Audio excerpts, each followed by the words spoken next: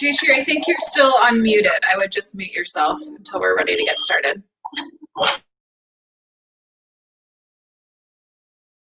I did unmute. I can hear somebody's unmuted sounds. That's me, I think. But oh, I'm hi, trying Molly.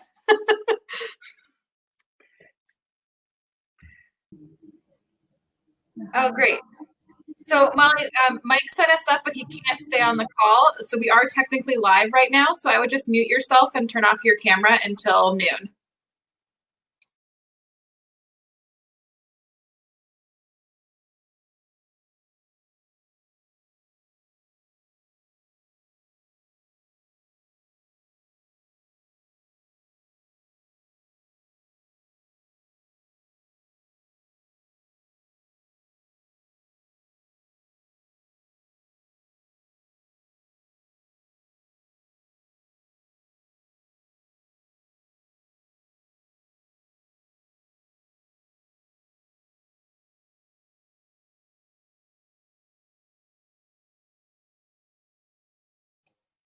I don't know.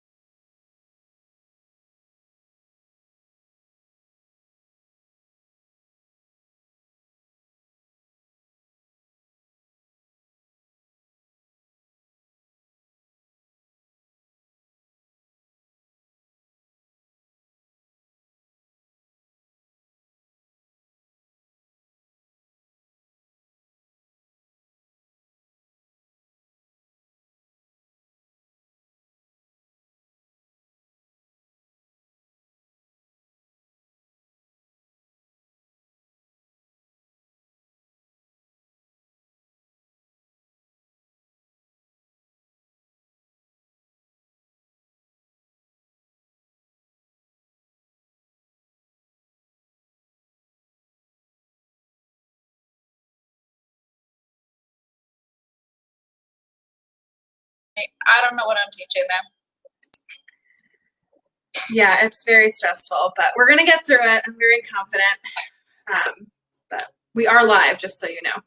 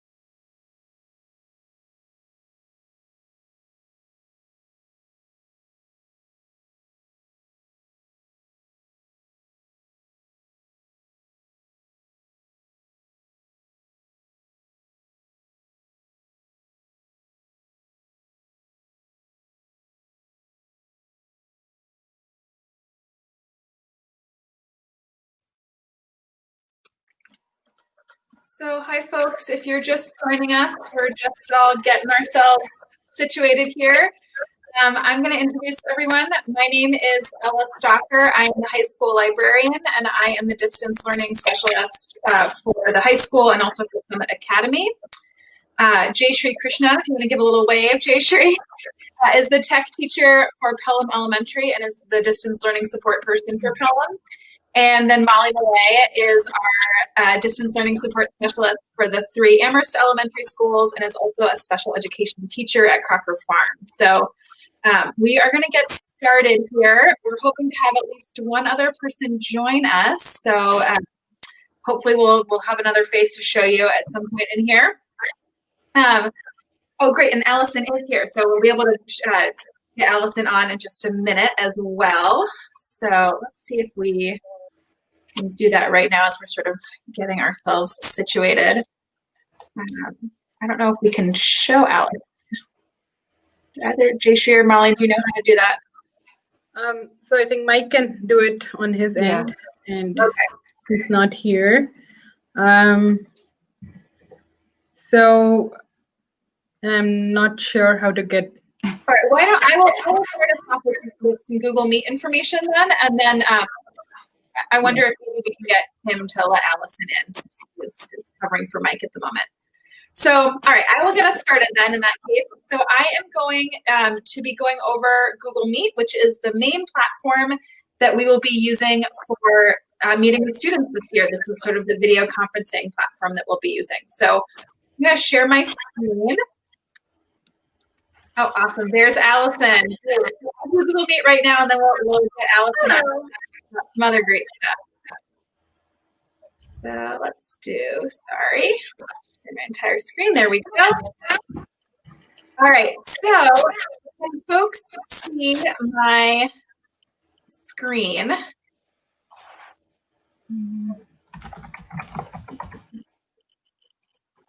is that? All right. It's just taking a minute to load here. Sorry about that. Slow internet. Here we go. So this is an introduction to Google Meet for caregivers. I'm going to be walking you through what Google Meet is, how to join a Google Meet from Google Classroom, from meet.google.com, which is the website version of Link. And then also just sort of looking at what it looks like to join from a link. This might be in a document as well. And then we'll be looking at navigating how to mute and unmute yourself, turning your video on and off, presenting your screen, and how to use the chat. So if you have any questions that come up along the way, please feel free to put them in the comments, and we'll be sure to get to those either at the end or Molly or Jayshri might interrupt me and let me know there's an important question. So we'll be keeping an eye on the comments. So first of all, what is Google Meet? So Google Meet is a tool for group video calls. It's very similar to Zoom or Skype if you've used those. During distance learning, Google Meet is going to be the primary way that teachers in pre-K through 12 will be in class, quote unquote, with their students while we are remote. So it's a really important tool that we'll be using every day in our classes. What do you need to do before you start using Google Meet? You need to make sure that your student, or if you are a student watching this, that you can log into Google using an ARPS account. This is super important because you will not be able to get all the features of Meet that you need without a personal account. You need to have that Google account for school, your ARPS account. If you're not logged into your Google ARPS account, you need to let someone know, whether it's a classroom teacher or one of us. You need to let someone know right away so we can try to get that fixed before tomorrow if at all possible. Ella? Yes. Some people can't see the screen. Let's see. You can see the screen. I can't, no. I can see you, but I can't see the presentation. Well, good news, we haven't looked at anything that's super crucial yet. We've just been looking at text so far. So let me try this again. I'm going to share again and see if it works. Thanks for bearing with us, everyone. Let's see. Let's go right to a Chrome tab. That should help. Let's do this. All right. get confirmation from anybody that this is working in there. Is this working better? We still cannot see your screens. I'm sorry. This is terrible. It says that it's sharing it right with my. Oh, wait. Whoa. Now I see it. Yay! So this is the kind of a technical, we're gonna have to give each other some grace in this distance learning process as we all learn how to do new things. And this is a new platform to me today. So thank you all for your patience. So this is all I've gone over so far is what's on this screen. So we haven't missed that much. I'm also gonna show you now how to join a Google Meet from Google Classroom. So it says create, but it could say join. So when you open Google Classroom, you will see at the top of your Google Classroom a banner that looks something like this. It might not be this sort of teal color. It might be blue or purple or green, or it might even have a picture of your teacher in there. But it will always have at least one of these two things, either this Google Meet nickname or a link to a Google Meet. And it'll always be in the banner. That's where they live. Some teachers will only have one of those two things. In fact, most teachers will probably only have one. They'll either have a nickname or they'll have a Meet link. So what I'm going to show you right now is how to go through it through this link right here. And then I will go back and we'll show you how to do it through a Google Meet nickname. So the first step is to do it through this link right here. This is a clickable link. I obviously can't click it because it's an image, so I can't actually click an image. But if we were in Google Classroom, I could click that link, and what it would do is open this next screen that would look like this. There's me. And these are all the information that you would be seeing if you were logging into a Google Meet for the first time. You would see here the Join Now button. This is how you would actually join the Google Meet. Right here, you see the option to join and use a phone for audio. That's a really great option if your internet connection isn't particularly strong. You can actually use your phone as the audio for your Google Meet, which is just a really helpful tool if you are struggling with having not enough internet bandwidth at your house. And you can also make sure that your mic is on and your video is on, and that they should be clear and not red when you're starting a call, unless you've been told to mute yourself starting a call, in case you would want this to look red. There's also some information about how to dial in. If for some reason the webcam on your computer isn't working, or you're having really, really slow internet that day and you're unable to get on using the internet, you could call in, but we strongly, strongly want students to call in with video call option available. So that is sort of a last resort. If you can't get in any other way, we would have students call in from the phone. So I'm gonna move on to the next slide. So this is now how you would join a Google Meet with a nickname. So you'll remember that in that Google Meet banner at the top of your classroom, you would see this link. What we just did right now is to click that link in the last section. This is the Google Meet nickname option. So I'm not going to get into the details of what a nickname actually means, but it's just a shorthand for a way for students to get to the same link that this is. It just tells them the same information. And you would want to copy this link right here. So you'd want to highlight it and copy it to get into Google Meet. And then you would actually want to open up a new tab somewhere in your browser and type in meet.google.com, or use the waffle dropdown. Your students will probably know what the waffle is, to find Meet and get to it that way. But you'll want to actually go to the regular Meet page, and you'll see this option to join or start meeting, and you'll want to click on that right there. That's highlighted in green. Ella? Yes. Can I interrupt you for a second? I'm sorry. I see many people have said that they are not able to see our presentation still. Yeah. So I would suggest them they could please refresh their page so that they can see what is synchronously moving along on our side. We will make these slides available on the distance learning site. So if for some reason you're not able to see them right now, you will be able to go back and look at them later. So I want to just assure people that if they can't see them currently, they will be able to see them after this is over. So that's the other, these will be available later to them. Let's see here, next slide. So once you get to that meet.google.com page, you will see and you click join or start meeting, you will see a text box will pop up. where you can then paste that nickname that you copied from Google Classroom. So that's sort of it adds an extra step, whereas if you just can click that link in Google Classroom, you won't have to do this step in the middle. But otherwise, it's exactly the same, because once you put that nickname in and click continue, you will come back to this same page, where the join page, which will look the same no matter how you get to Google Meet. You will always have the green join now button. You'll always have the option to use your phone for audio. You'll always be able to mute yourself or turn off your camera before you enter a call.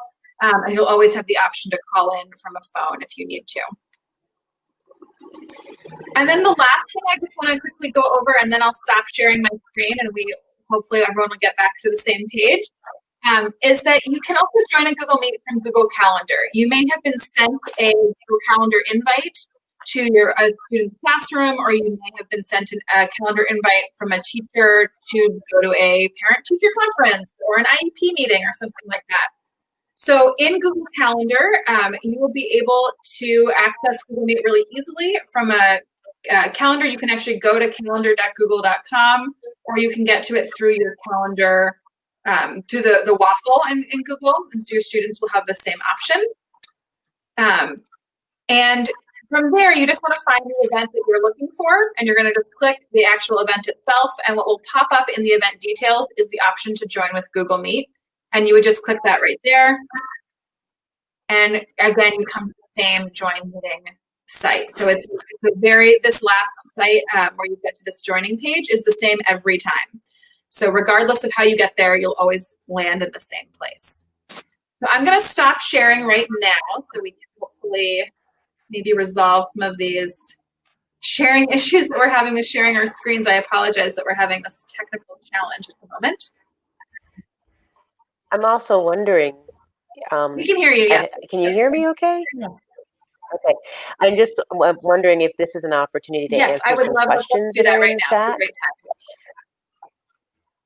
So Tara Acker is asking if students need to use their Chromebooks, or can they use Great a PC question. for their school you meetings? can absolutely use any computer that has internet access to get to Google Meet. One of the reasons we recommend that students use their school computers is that your teachers will be giving them materials that we know are accessible using a Chromebook that may not be accessible if you're on a Mac or on a PC. Most things are accessible everywhere. It shouldn't really impact 99.9% of things, but it does introduce the possibility that something would not be usable on the device that you're on. So we recommend using the Chromebook or the iPad if you're in pre-K and kindergarten. But that's the reason why we recommend that. Yeah. Another question is, what is the relationship between Google Meet and Google Classroom? Because some people are wondering about if their child will be using the Google Meet versus Google Classroom. So I thought maybe we could talk about that. That's such a great question as well. They are very closely related, but they are a little bit different. So Google Classroom is used as you can almost imagine it like it is a bulletin board in the classroom. It has the assignments that are upcoming. It tells students what their homework is. It tells them what readings they have to do, when their next test is, all that kind of things that would be on a blackboard or a whiteboard at the front of a classroom. Whereas the Google Meet is more like the actual classroom space itself. It's where you're meeting with students together. It's how we come together as a group of students and a teacher in the same virtual space, the way we would come together in a classroom. So they're very closely related. They sort of serve two sides of the same coin. And I think it's important to note that all students, K through 12, will be participating in Google Meet. This is our function for being able to allow for staff members to interact with our students. Children in grades 3rd through 12 will be using Google Classroom, as I don't work at the high school, so I'm an elementary school vice principal, but that would be for 3rd graders and above who will be using Google Classroom. The younger students have a way to post work and get assignments in Seesaw. That will be the K through 2 version of how to get assignments and post work. Yeah, thank you for explaining that. As a high school person, I sometimes forget about Seesaw because it's not in my day-to-day world, and I'm not getting any emails about it. So I appreciate that reminder as well. Go ahead, I was seeing one more question from Molly JW as to how do we find the right classroom? And I really find it as a very good question, because there would be at least a few for your students, if not many. So there are classroom codes that will be sent to your students, and when they join in with their classroom codes, it will just connect you to the right classroom. And so I think you do not have to worry about on that account, and teachers would lead you through those steps. So. Yeah, I would say that I know it's high school at least, and I presume this is true for younger grades, that teachers have already started emailing their students and folks who are on their class rosters with the information for how to join their Google Classroom so that tomorrow they'll be ready to go. I would encourage your students at home to check their school emails or to help them check their school emails if they're still pretty young, because that information is likely in their email already. Oh, can I just add? So the younger kids actually don't have emails. So it would be in the parent. It would be in the caregiver's emails. Great. Thank you for clarifying that, Molly. I also wanted to add on this. Yeah, I'm sorry. Go ahead, Alison. I just wanted to say, I know at Wildwood we're trying to make sure that wayfinding is easy. I see Molly, JW, a little worried about that tomorrow morning meeting and not sure. If you're not sure, please reach out to your school staff, because we are working hard to try to make this an accessible space for children so that there are multiple ways to get into a session. Yeah, I totally agree with that. This is such a many people working very hard to make this happen. So if you, for some reason, have not seen an email either from your classroom teacher or from an administrator in your building with that information, please do reach out to your child's classroom teacher so we can make sure you have that information. And kindergarten starts on Friday. We don't want to forget that. If you're thinking that you should have had something by now, the kindergarten classes won't be starting until September 18th. Good to know. All right, I'm just going to see if we have any other questions. All right, I think that's pretty good. So I'm just going to pull one other quick thing. I'm going to try to present my screen one more time and just show you what it looks like to actually be in a Google Meet. So you can actually see what it looks like when you're in the call itself. So I'm just going to get that set up real quick. It's going to take me just a second. And then we'll be able to share the screen. And fingers crossed, we will make it work. Actually, yes, okay, great, okay. So this is what Google Classroom, or Google Meet, I'm sorry. Yeah, I confused them both too as well. This is what Google Meet looks like when you're in Google Meet. Now, if I was in this call with my whole class, I would be able to see all of them in small little boxes together. If for some reason your child is not seeing all their classmates at once, or they're only seeing their teacher, you can always change the layout so they can see a different layout. And the way you can do that is in this bottom right-hand corner, where you see these three vertical dots. Anytime you're in any Google product, so Google Docs, Google Slides, Google Sheets, Google Meet, Google, you name it, and you see those three little dots, what it means is there's more information here, and I can look for some more settings information. So go ahead and click on those three little dots, and you'll see some options pop up. Your students may not have all of these options available to them because there are some that are for teachers only, but they will have the option to change the layout. So they can go ahead and look at that, and they'll see there's a tiled option. I'm actually in the tiled option. If I had other people on this call, I'd be able to see all of them on my screen at once. But you could also ask just to see the person who's speaking. That's the spotlight version. So there are some other choices as well. So that's just good to know about. The other thing that is really important for your students to know is that they can mute and unmute themselves. And I'll do it right now. I can mute myself, or I can turn off my camera if I need to. I know there's some students who are very concerned about being on camera their whole class. I really want to assure you that you are not required to be on camera the whole class time. There's going to be a lot of time for students to do independent work or small group work where they won't be on with their whole class. But we also really want to get to know them. So it's really, really important for us to be able to see their faces if they feel like they can do that. So I want to just encourage you to reach out to your teachers. Again, if your child is having a lot of camera anxiety, I know this is an issue for some of our older students. to reach out with our teachers to see if they can find a solution or if there's a way for them to come up with a compromise that will work for the teacher and the student together. I also want to just really quickly point out where the chat feature is. This is another really handy thing. If the audio is not working very well on your computer, or you'd prefer just to ask questions in the chat, you can always post a chat right in this little chat icon. It just looks like a little speech bubble with some lines in it. And you can just type anything right in here. I do want to remind everyone that the chat is everyone can see it. There's no private chat. So if your students are typing in there and they are having, if they're having a side conversation, like your teacher can see that side conversation too. So it's a good reminder for students that everything is happening in the same space. Teachers also may turn the chat off for part of class. There may be times they want students not in the chat. So just be aware there may be times there is no chat function available to students, but it will be on likely some of the time as well. So the other thing I just want to quickly point out is how students would present their own screen if they needed to. I think this is mostly going to be for middle and high school students. I don't know how much presenting of screens the younger students are going to be doing, but they do have the option to present a screen. I'm not going to do it right now. It's too much screen presenting. Like my computer might like spin into a spiral.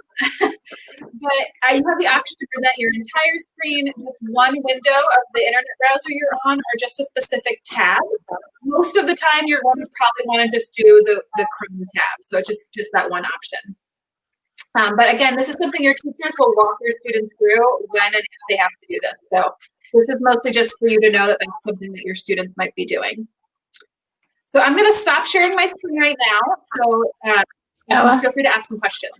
Go ahead. Ella, I'm just wondering if you can show them how to turn on the captions. Oh, yes, great. Thank you so much for reminding me. You can also turn on captions, as Molly just said, some closed captioning. So I'll do that right now. And you'll see, it'll just take it a minute to catch up with me. Oh, and my mic is off. So you will see as I speak, there are words appearing at the bottom of my screen. So you can actually see and hear at the same time what I'm saying. Or if you're having trouble hearing, you'd be able to see what I was saying. Obviously, it's not totally perfect. I'm sure it's going to misspell some words at some point. Usually it misspells my last name. So that's just something to be aware of, that that's an option as well, and potentially a really helpful one for some of our students. Thank you for reminding me about that, Molly. And Ella, do you want to walk through them using the nicknames? I think you wanted to show them how to go about nicknames. Yeah, I can show that. That is part of how you would get in through your Google Classroom if you're, actually, don't let me do, I'll exit this one so you can see what it looks like. So here's that join or start a meeting link that you would get to, that page on meet.google.com. And if you have a classroom meeting or nickname for your Google Meet, which some classes will be using, this is where you'd want to put that Google nickname. They're usually going to be something really simple and easy to remember, like your teacher's last name, and maybe the class period if you're a high school or middle school teacher, because they might have multiple meets for different classes. And when you say continue,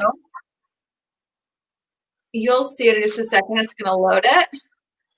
It's telling me that I'm joining the Stalker A Google Meet right here.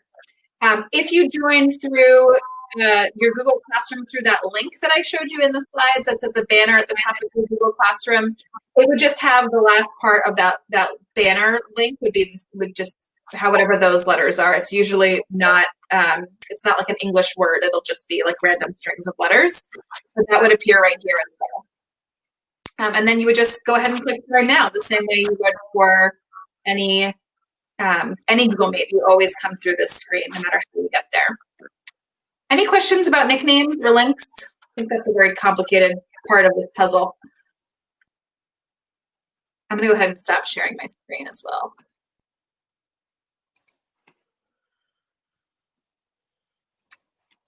All right. Seeing if there is any questions. We do have a question about kindergarten and participating in a Google Meet, I would just, we understand that younger children might need to be supported through this. We also would ask that families respect the privacy of other families as well, because you are almost like a visitor into someone's home when we are in a Google Meet together. So, yes, we understand that you will be supporting your children at times, but also respect their confidentiality and privacy. Another question came from Asha. They were wondering about a Google Meet for tomorrow morning from Wildwood. Please look in your email. Principal Nick just sent something out today, just making sure that everybody had one of the options for how to get to wayfinding. And I know that teachers are sending out emails today as well. And then Christine Lindstrom asked, will children be on their Google Meet with their class while also logged into another program, or will they mostly be just on Google Meet? You can do this in many different ways. Jayshree, I mean, you probably know of a million ways that people can combine these products. Sure. Thank you, Allison. So I think you will be using 2 different tabs at the same time. Just as Ella was presenting, we can listen to the voice of the teacher while we are working on Seesaw or while we are working on Google Classroom. And yes, just like Christine said, we would be logging on to different programs at the same time, but we can listen to the voice and still follow the directions of what teacher is asking a student to do. So, okay. Yeah, I want to just piggyback on that really quickly and just say that it's really going to depend on your classroom teacher and what they're doing in that class period. And it might change from day to day what they're doing and how they're using Google Meet. But pretty much across the board, everyone will be starting the day in Google Meet every day. So wherever you go from there will depend on what you're working on that day and what your kids are doing in their classes. But the starting place is Google Classroom and Google Meet. That's where they should be every day. They should start their day with Google Classroom open and Google Meet open, or Seesaw if they're in pre-K through 2.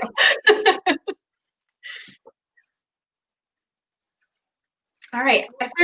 I feel free to keep posting questions about Google Meet as we go, but I do want to give Allison a chance to walk us through some of the really helpful some strategies to support your children. I think this is actually a really logical transition, like sort of how do you get your kids set up for success every day in remote learning. So Allison, I'm going to turn it over to you, but if questions come up about Meet as we go, please feel free to post them in the chat and we will get back to them. Great. Thank you so much, Ella. I'm going to try to share my screen. We'll see how that works. I am going to see if I can do this. Sharing screen. Let's see. Share. Tell me if you see it. Oh, that's not it. Is it this one? Yeah. Yes. Okay. I don't see you. So this is always the wonder of what I'm doing right now. So I'm relying on my teammates right now. Allison, you had it, but now it's onto something else. It's on a form. Yeah. Do you see it now? No, we see a Google form. A Google form. Yeah. Okay. Okay, I'm going to try that one more time then, because I think I messed it up. Let's try that one more time. Share screen, application window, share. Any luck? Yes. Okay. So I'm going to click view presentation. What do you see now? Yes. We did it. Oh boy. See, I've never done a PowerPoint or a Google slide presentation with StreamYard. So this is a learning opportunity for me. Thank you for your patience. So this is going to speak more about some of the social aspects of the remote learning environment. And so I'm going to start off by encouraging all families to please remember that this is a school day. We are going to try to build in routines and try to create a pattern and a routine in our experience to help us, have breakfast, brush our teeth, put on some clothes, and so that we are preparing our bodies for learning. I think that this is an important first step to try to create that shift. There will be attendance taken. Grades will be given. So I just want people to realize that this is school, even though it feels like we're still at home all the time, but this is school as well. You heard some discussion about the hardware and the software that we'll be using. I just wanted to emphasize that the hardware tools that you'll be using with the internet that you can have access to if you have it at your home, or you'll need to get a hotspot from the district.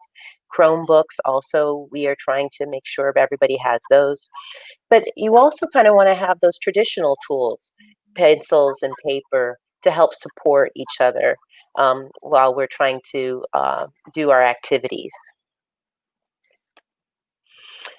Then on top of this hardware, you have software. We've been speaking a lot about the Seesaw Google Classroom and Google Meet. Older children might be able to use calendar and email efficiently, and these are really solid programs to help us manage our day. Something that might be a good habit to get into is to have your Gmail read in the morning while looking at your calendar before that first Google Meet. That might be a habit that middle schoolers and high schoolers get into just to prepare themselves for the day. And these other programs are things that teachers will be using consistently every day. I'm going to stop there for a moment and see if there are any questions. I don't hear anything. I'm not seeing anything in the comments just yet, so I would say keep going. And folks, if you have questions, please post them, and we'll make sure Allison does. I wanted to make sure that everybody knows that the district has been purchasing software tools to help with support learning. These are on the screen. Dreambox, Lexia. Dreambox is a math program. Lexia is a reading-based program, along with some others. These are all getting purchased and connected to our system so that children have options beyond just what the teacher is providing them. So here's what our process of learning remotely looks like. You will start your day checking in with your calendar and your Gmail. You will have a whole school Google Meetup. This is how we will help children center on what's going to be the important first beginning steps of the day. Then during the day, they'll have recorded lessons, live lessons, and independent work that they will be cycling through to be able to get access to the different learning opportunities. Then they, at the end of the day, will have an end of the day whole group meeting so that they can check out with their teachers. Students receive ELL, intervention, or special education support. That support will be coming during the middle part of the day. They either will be getting that support during their language arts or math time of day, or they might have a separate session that's scheduled at independent choice time or at one of the what I need or win blocks that are in the schedule. What are your expectations for your students? And this is something that we are always developing, whether in school, in the school building, or remote learning. We really want to encourage our students to build an honest interaction with all the adults in their life, because so much of what they're doing is going to rely on them being able to tell us where they're going on the internet and also what they're understanding. Remember, we don't want to have children using screens in private areas. We want them to have that in a space that is monitored. You also want to pay attention to the number of tabs that are open. Sometimes somebody will have 20 tabs open, and that can be very inefficient. Really, you want to have a small number of tabs in order to participate in Google Meet, Google Classroom, and maybe one other program. And remember, the number one goal is enjoying learning. If we focus on having fun while learning, regardless of the setting, then we can all achieve what is necessary in this remote learning time. That's the end of the presentation. Any questions? I don't see any questions in the comment just yet. I'll give folks a minute to talk them in if they have any. That would be really helpful. Thank you, Allison. I did just want to point out that some of the information support for high school students may be happening in what's called the D block. I'm not totally sure how middle school is doing that, but there are some slightly different nomenclature names for what we're calling those things, depending on what grade level you're at. Just be aware that the names are slightly different, but that will be communicated to your students as part of the. All right, still not questions. So if you think of any more questions later on, you can always email us at our email addresses, and we will be ready to help you there. And I think in a moment, in another 10 more minutes, we would be starting our Seesaw presentation. If no more questions are there. All right, I do see 2 questions that have just come in, so thank you. We'll get those answered real quick, and then I want to at least let Jayshree and Molly go to get our next presentation started. So one question is, if the Chromebooks allow for web surfing outside of the ARPS network of software? So the answer is yes, they do allow some web access. I'm not sure if there's additional restrictions on elementary school students. I'm not sure if my elementary school colleagues on this call know the answer to that. But all school Chromebooks and actually all school computers, even the desktops, are set to adhere to federal standards and federal laws around child safety on the internet. So there are a lot of sites that are blocked for our students. So they're not able to access like the full internet while they're on there. They will have access to things that are not just the ARP software tools that Allison mentioned. There will be some other things they'll be allowed to get to, including lots of library databases and things like that we didn't even mention that are really great resources. So if you have a concern about a site that your child has navigated their way on, please let us know so we can get that site blocked. But hopefully most things should be blocked already that we'd be particularly concerned about. And then the other thing, where is the information for first grade? So I think what that is probably referencing is where is the information for getting into your child's classroom. So again, I would just suggest that you check your email. There should be an email from either your school principal and or your classroom teacher with that information for tomorrow.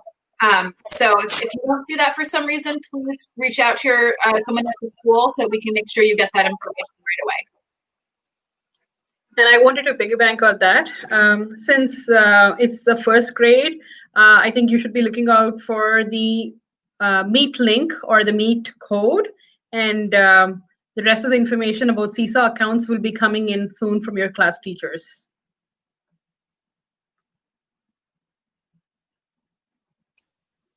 All right, I'm not seeing any other questions come in. But I do just want to remind folks that you are welcome to reach out to us at any time. We are getting a lot of emails at the moment, so it might take us a little while to get back to you, but we promise we will be returning them as quickly as we possibly can and making sure you get that information that your students need to have a great first day of school tomorrow. We are all so excited to welcome them back or welcome them for the first time if they're new to the district or new to school. But we're just really excited to have them back. I know we had an all district-wide meeting this morning, and teachers left that meeting feeling so excited about seeing kids, and we are looking forward to welcoming them tomorrow. So please reach out if you have any questions in the meantime. And it was wonderful thanks for joining us.